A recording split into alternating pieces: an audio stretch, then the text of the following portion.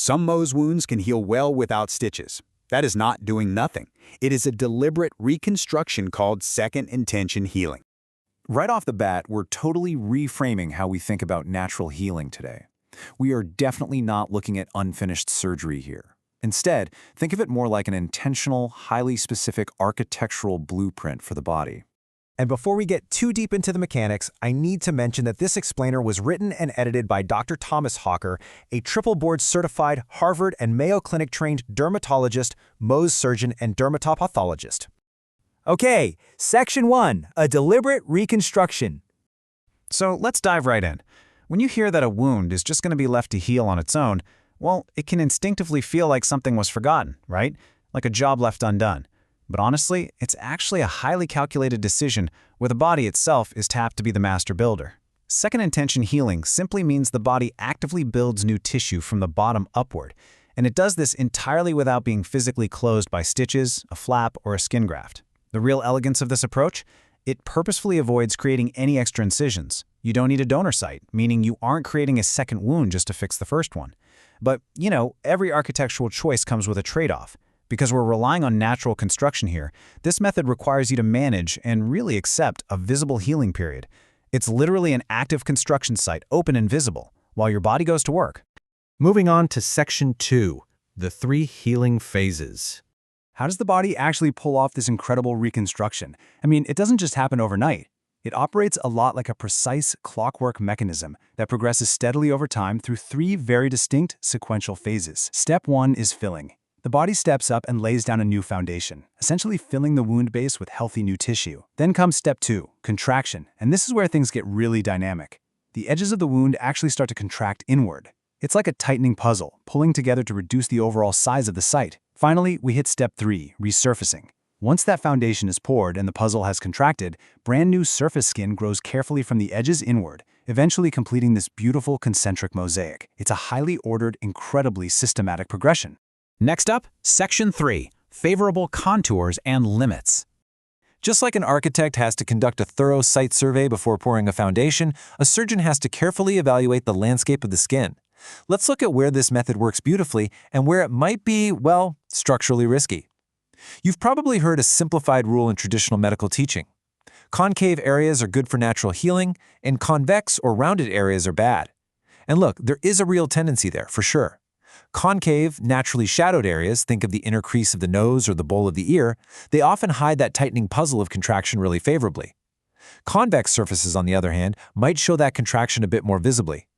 But it is absolutely vital to understand that concave good, convex bad is just a tendency. It's not a universal rule. As modern data clearly show us, especially with nasal wounds, a small, shallow wound with a healthy bed can sometimes heal remarkably well, totally regardless of a simple contour label. Size, depth, location, and the health of the tissue matter just as much as the shape of the surface itself. That being said, there are definitely places where the limits are strict.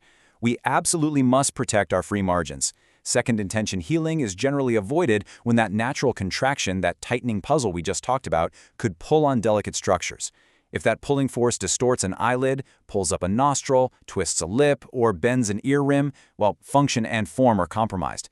Plus, if critical structural support like cartilage or bone is exposed, that site needs coverage right away, not just time.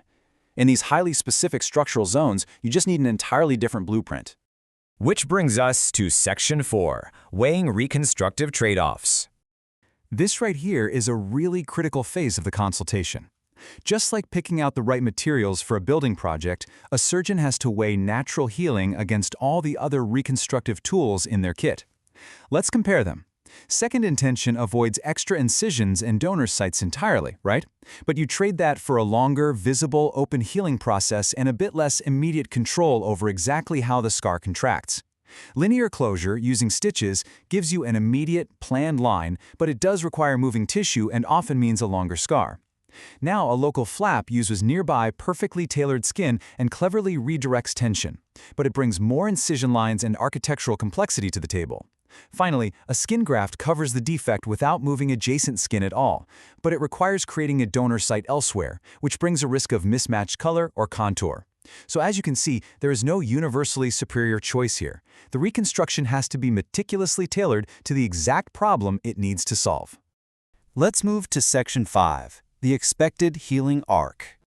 Okay, so if second intention is the chosen path, what are you actually going to observe as this biological mosaic completes itself?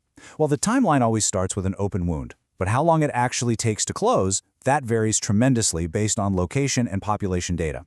In observational studies, selected facial cohorts often report surface closure over a span of several weeks, but we really need to preserve our boundaries here, because dermatologic lower leg cohorts report substantially longer healing times. They face entirely different risks and circulatory challenges. You literally cannot apply a facial timeline to a lower leg. It just doesn't work that way. And importantly, even after surface closure is achieved, the actual scar maturation process takes months. The tissue is going to continue to remodel, change color, and soften long after the skin has successfully bridged the gap. And that brings us to a profoundly important reminder for anyone going through this. The early view is not the final result.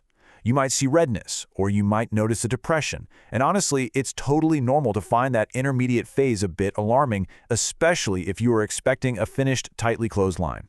But remember, you are looking at an active construction site. The body is literally in the middle of pouring the foundation and laying the brickwork. That early state is merely an intermediate phase of construction. It is absolutely not the mature final outcome.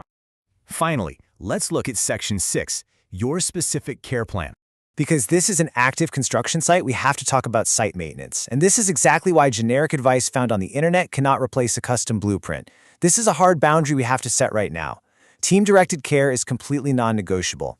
The specific dressing you use, exactly how you cleanse the site, the ointment you apply, and even the physical activity you're allowed to do, all of that depends entirely on your unique wound, its location, your overall health, and your treating team's specific protocol. This explainer is here to give you general, institutional, evidence-based education, but it absolutely does not replace the wound-specific instructions provided by your own treating team. If your instructions are ever unclear, or if your healing just isn't following that expected clockwork progression we discussed, you must contact your clinic directly. So, after digesting all of this incredible mechanics and architectural strategy, what happens next? How do you actually take this evidence-based knowledge and apply it to your own health journey? Well, we highly encourage you to take the next step by reading the complete Skin Trust article. Empower yourself with this knowledge, and then use it to collaboratively discuss your final wound and repair choices with your treating surgeon. Ask them why natural healing might fit your specific wound. Ask what alternative repairs were considered. Ask them to explain exactly what contraction is expected to do in your unique case. By understanding the blueprint, you and your surgeon can make much clearer, more useful decisions together. After all, isn't it kind of incredible that sometimes the most advanced reconstructive tool in all of modern medicine is simply giving your body the blueprint to rebuild itself?